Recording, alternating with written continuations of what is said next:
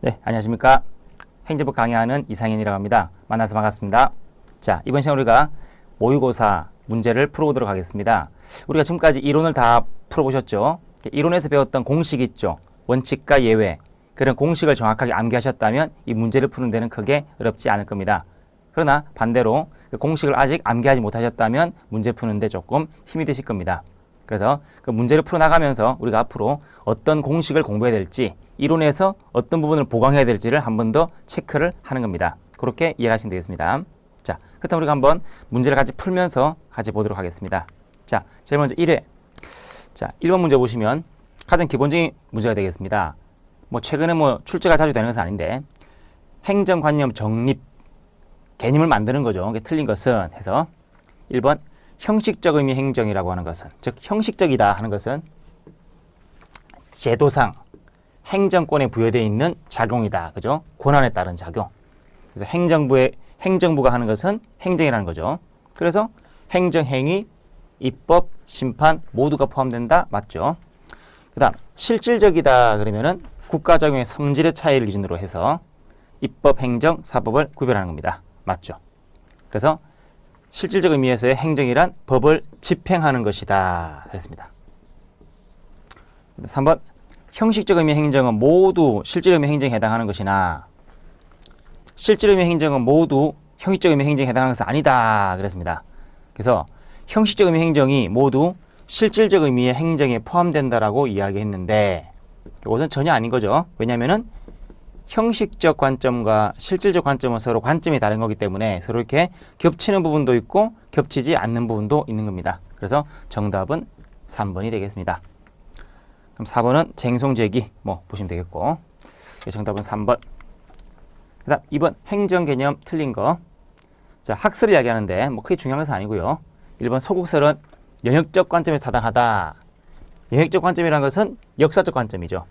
우리가 행정개념을 정립할 때 있어서, 즉 왕의 권력에서 입법과 사법을 뺀 나머지를 행정으로 분류한 겁니다. 그래서 소국설은 뭐냐? 입법, 사법을 뺀 나머지 작용이다 라고 말하기 때문에 그런 역사적 관점에서는 타당하다 그런 말이죠. 하지만 이거 아닌 게 저거고 저거 아닌 게 이거다 하다 보니까 이것은 적극적으로 내용이 없다는 단점이 있다. 맞죠? 그 다음 2번 보시면 되겠고, 3번 기관 양태설은 켈제, 메르켈 등으로 대표되는 순수 법학파 견해로서 입법, 사법, 행정 사이에는 본질적 차이가 있음을 전제로 행정을 정립한다. 자, 이게 틀린 거죠. 왜냐면은 기관 양태설은 기관의 모양 가지고서 행정 개념을 파악하기 때문에, 즉 계층체, 그죠? 합독계 그랬습니다. 기관의 모양은 세 가지, 합의체, 독립체, 계층체가 있다. 그 중에서 계층체 활동을 행정이라 한다 그랬습니다. 그래서 이것은 입법, 사법, 행정 세 가지는 모두 다 본질적 차이가 없다를 전제로, 본질 차이가 없으니까 기관의 모양 가지고 구별할 수밖에 없다라고 얘기했던 거죠. 그냥 4번은 비판점으로서 그런 기관의 차이라고 하는 것은 성질상 차이에 기인하는 것이라는 점을 간과하고 있다. 맞죠? 기관 양태설에 대한 비판입니다. 즉 기관 양태설 입장에서는 기관의 차이로서 성질상 차이를 판단한다 라고 이야기하지만, 오히려 계층체 활동이 행정인 게 아니라 행정을 제대로 하기 위해서는 어떤 기관이 필요하다, 계층체 모양의 기관이 필요하다라고 이야기를 하는 겁니다.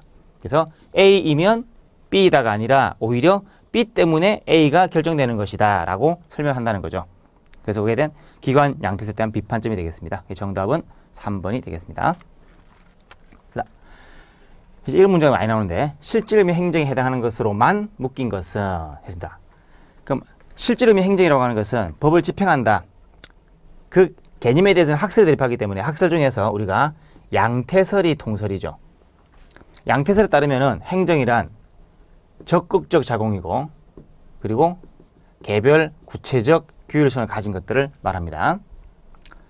자, 그렇다면 실질 의미 행정에 해당하는 것만으로 묶은 것은, 자, 먼저 기억, 비상계엄 선포다. 이런 것들은 통칭이니까 일단은 행정이 아닌 것이고, 그죠? 그 다음 니은, 집회 금지 통고를 했다.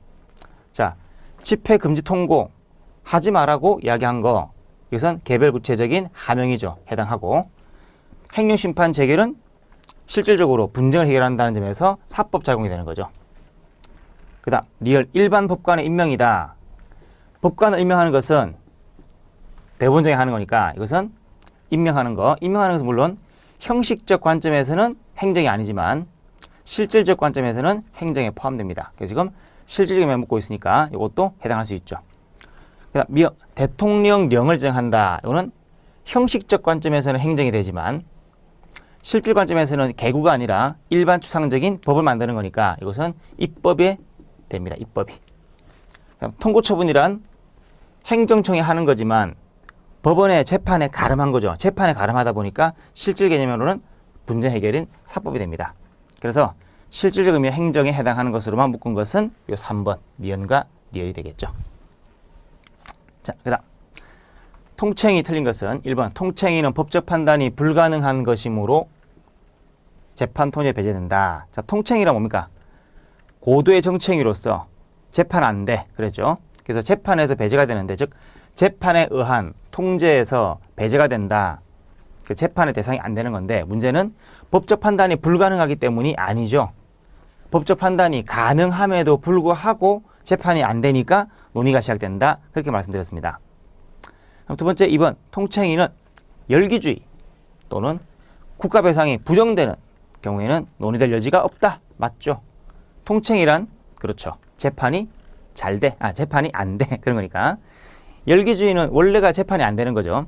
재판이 안 되는 제도 하에서는 재판이 안 되는 통챙이는 논의할 필요가 없는 거죠. 그래서 열기주의가 아니라 뭐다? 그렇죠. 개갈주의.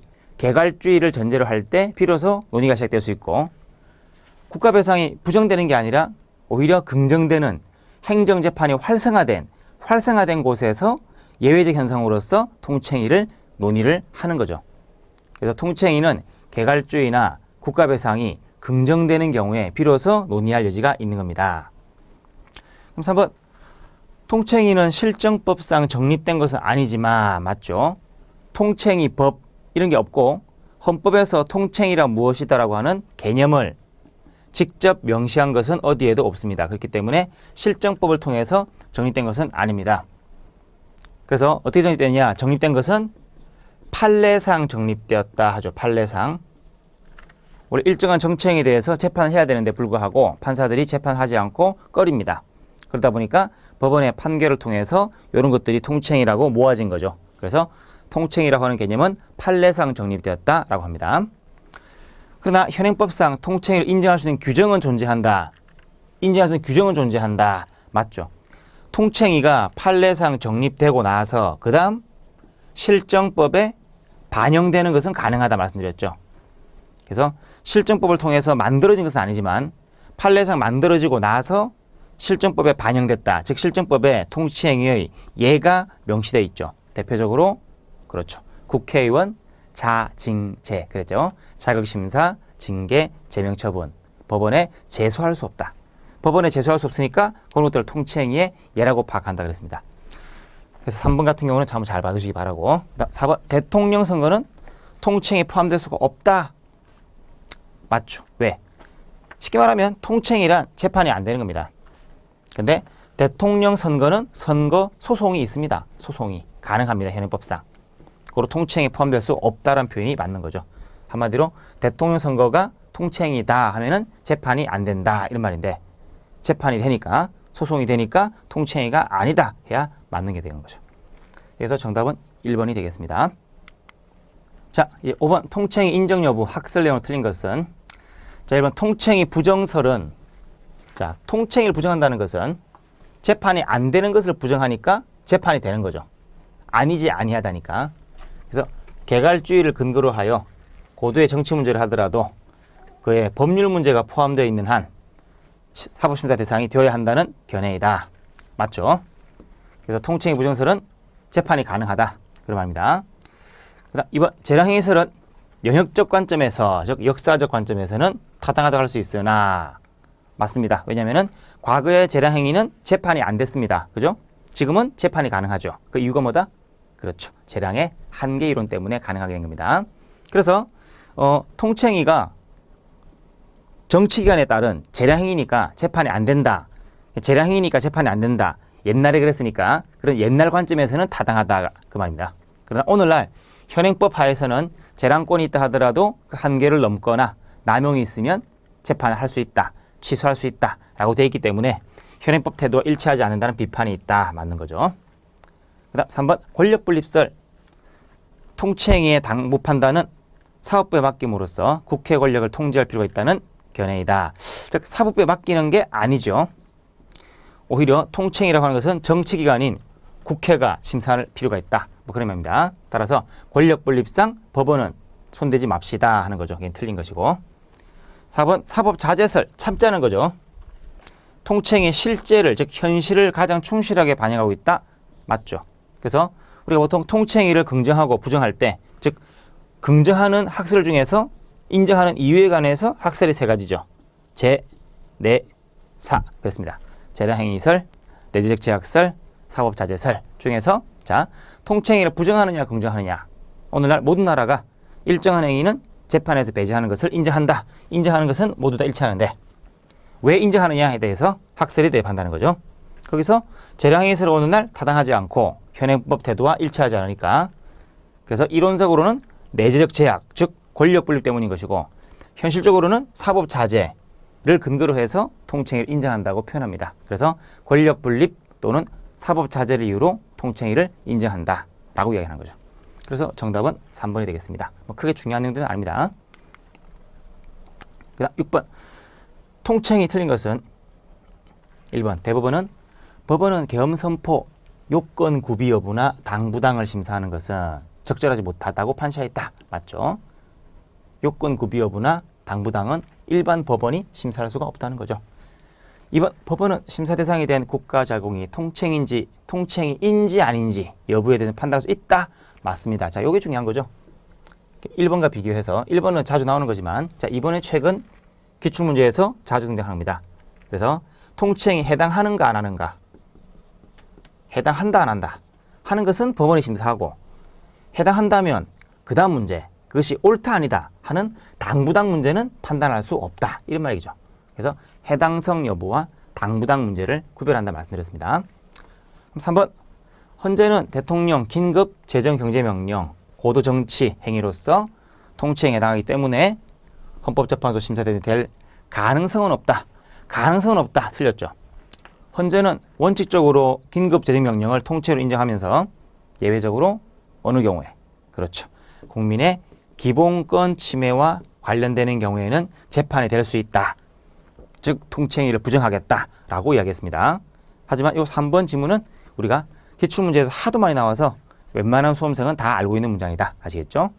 그래서 최근의 기출문제는 2번이 더욱더 중요하게 됐던 겁니다. 그 다음 아직도 한 번도 나오지 않은 그런 가장 알짜배기 문장이 바로 4번이 되겠습니다.